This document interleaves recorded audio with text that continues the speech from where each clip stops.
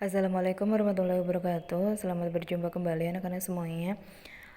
Pada kesempatan kali ini kita akan membahas materi yang merupakan lanjutan dari materi yang sudah kita bahas sebelumnya. Kalau yang pada pertemuan sebelumnya kita sudah membahas mengenai apa itu daerah integral, maka pada kesempatan kali ini kita akan membahas mengenai yang namanya field atau lapangan.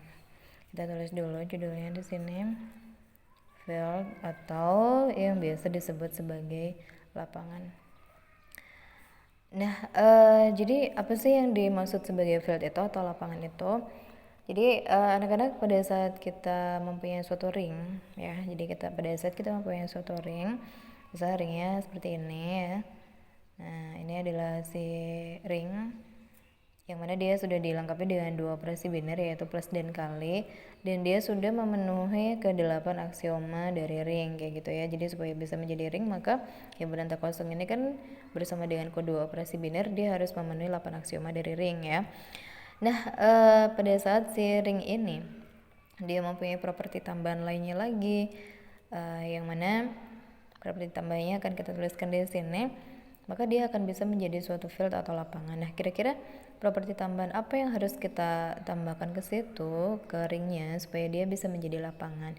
Jadi yang pertama di sini yang harus kita tambahkan adalah, ini ring-ring yang biasa ya, yang isinya adalah ada 8 aksioma.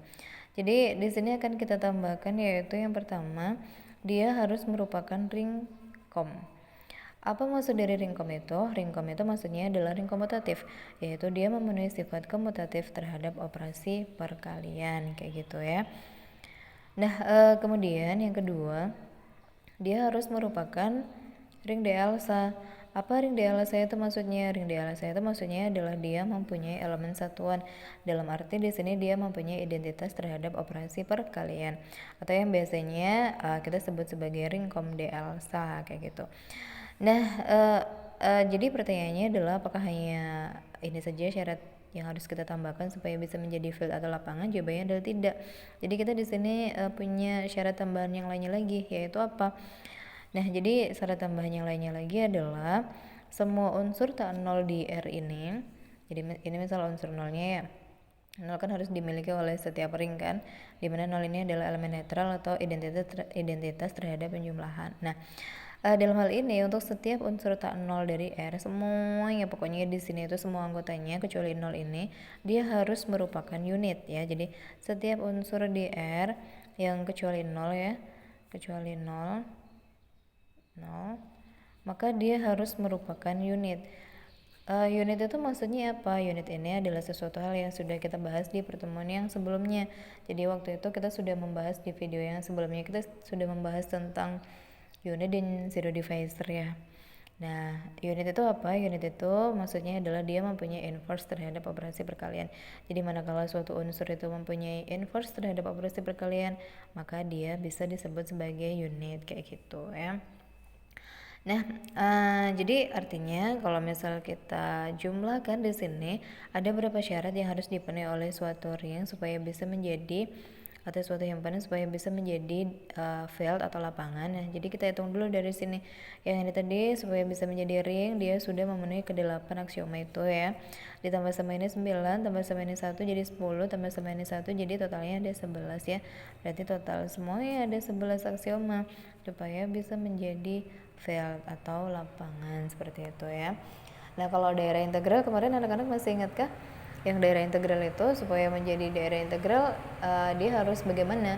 Jadi dia harus ring kom D-alsa plus RTPN ya. Jadi dia harus merupakan ring komutatif dengan elemen satuan dan dia tidak membuat pembagi nol kayak gitu.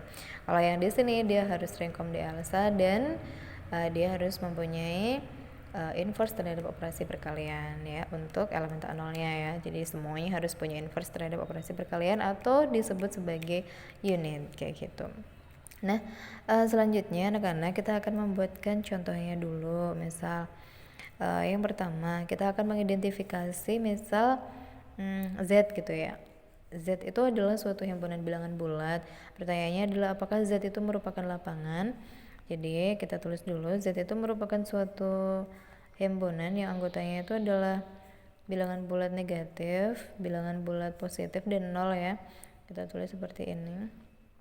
Nah, Selanjutnya kita akan identifikasi mulai dari yang pertama. Pertanyaannya adalah apakah Z itu adalah ring? Ya. Apakah Z itu adalah ring kom? Jawabannya adalah ya, karena dia merupakan memenuhi sifat komutatif terhadap operasi perkalian ya. Jadi untuk setiap A, B, D, Z, kalau kita kalikan A kali B itu hasilnya akan sama dengan B kali A.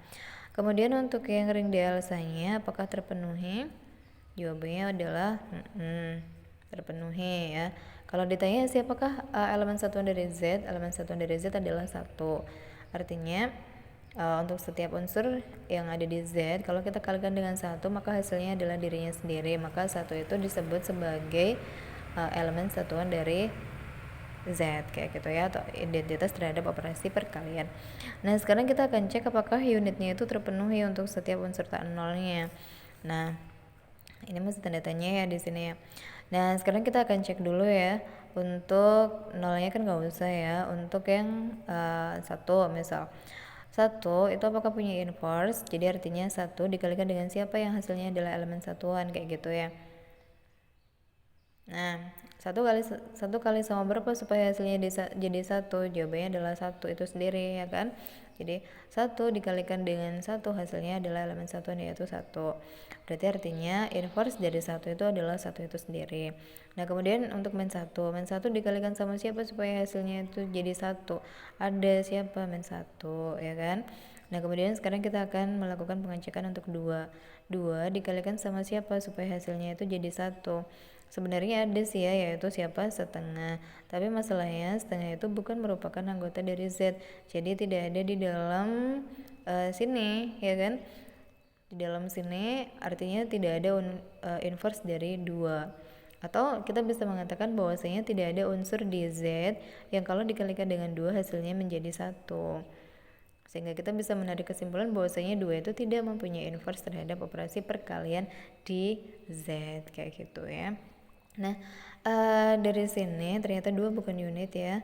2 itu bukan unit. Berarti dari sini kita sudah cukup ya untuk bisa mengatakan bahwasanya si Z itu bagaimana? Si Z itu dia bukan merupakan field atau lapangan. Kenapa? Karena unitnya yang ini tuh dia tidak terpenuhi.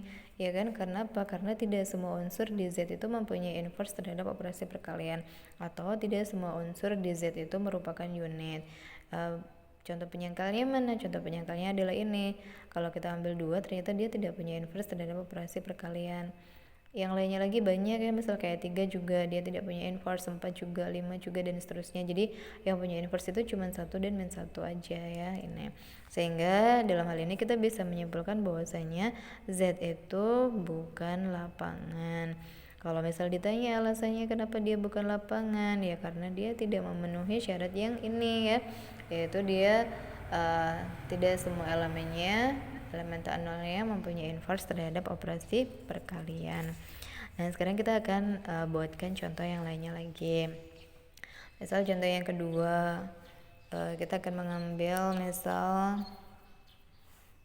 R gitu ya, R yang benar bilangan real. Apakah ini merupakan lapangan?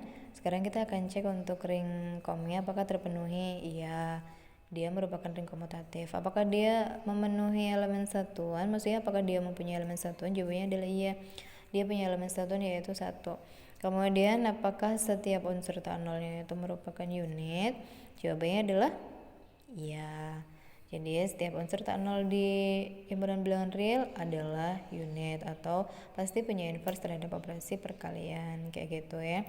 Jadi kalau misalnya kalian ambil 2 pasti akan ada di situ setengah yang merupakan inverse dari 2. Ya kan? Jadi kalau kalian misal ambil 2 itu pasti akan ada setengah yang merupakan anggota dari R yang kalau dikalikan dengan 2 hasilnya adalah 1. Jadi siapa inverse-nya 2 setengah, siapa inverse-nya 3 sepertiga, kayak gitu. Ada semuanya kalau di dalam R ya. Jadi artinya di sini bisa kita simpulkan bahwasanya R itu merupakan field atau lapangan gini ya.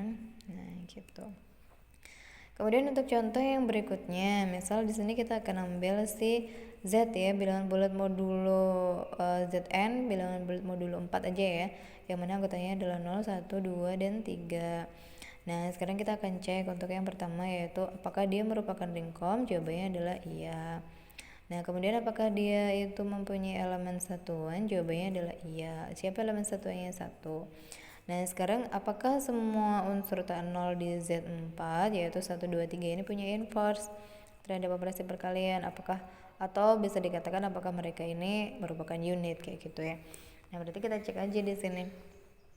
Kita pakai tabel kali aja ya. Ini adalah perkaliannya. Ini yang langsung saya ambil yang tak nol aja ya.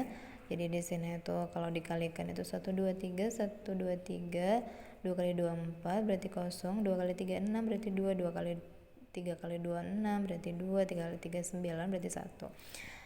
Dan sekarang kita akan menuliskan untuk yang inverse-nya. Jadi kalau ditanya inverse-nya 1 siapa?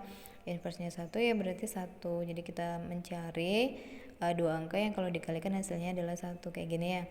Nah, kayak ini juga nih. Nah, berarti inverse-nya 1 siapa? 1. Inverse-nya 2 siapa? Kan nggak ada di sini ya. Berarti artinya 2 nggak punya inverse. Terus inverse-nya 3 siapa? Inverse-nya 3 itu adalah 3 itu sendiri. Kayak gini ya. Nah, karena di sini itu tidak semua unsur tak nolnya mempunyai inverse, maka artinya unitnya ini gagal atau terpenuhi. Dia gagal ya. Jadi dalam hal ini kita bisa mengatakan bahwasanya Z4 itu bukan merupakan lapangan atau field gini ya. Apa yang menyebabkan dia gagal menjadi field? Yang menyebabkan dia gagal menjadi field adalah tidak semua unsur tunnelnya itu punya inverse terhadap operasi perkalian, yaitu siapa yang nggak punya inverse? 2 kayak gitu ya. Nah, contoh yang lainnya lagi, misal kita ambil Z5, misal yang mana anggotanya itu adalah 0, 1, 2, 3, dan 4. Sekarang kita kalikan dengan menggunakan tabel kalinya. 1, 2, 3, 4, 1, 2, 3, 4. Ini berarti 1, 2, 3, 4. Ini juga 2, 3, 4. 2 kali 2, 4. 2 kali 3, 6. 1, 2 kali 4, 8. Berarti 3. 3 kali 2 berarti 6, 1. 3 kali 3, 9. Berarti 4. 3 kali 4, 12. Berarti 2. 4 kali 2, 8. Berarti 3. 4 kali 3, 12. Berarti 2. 4 kali 4, 16. Berarti 1. Udah kayak gini ya. Nah, sekarang kita cek anak-anak, mana yang hasil kali dari kedua unsur ini tuh adalah 1. Kan ini yang hasil kalinya jadi 1 kan ini ya. Nah, dari sini kita langsung bisa menuliskan bahwasanya inverse-nya 1 itu siapa? 1. Kemudian inverse-nya 2 itu siapa? Kita lihat di sini inverse-nya 2 berarti 3. Kemudian inverse-nya 3 itu siapa?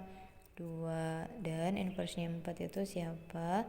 Inverse-nya 4 itu adalah 4 itu sendiri. Nah, jadi artinya di sini satunya punya inverse, punya, 2 punya, 3 punya, 4 punya. Berarti semuanya merupakan unit kan?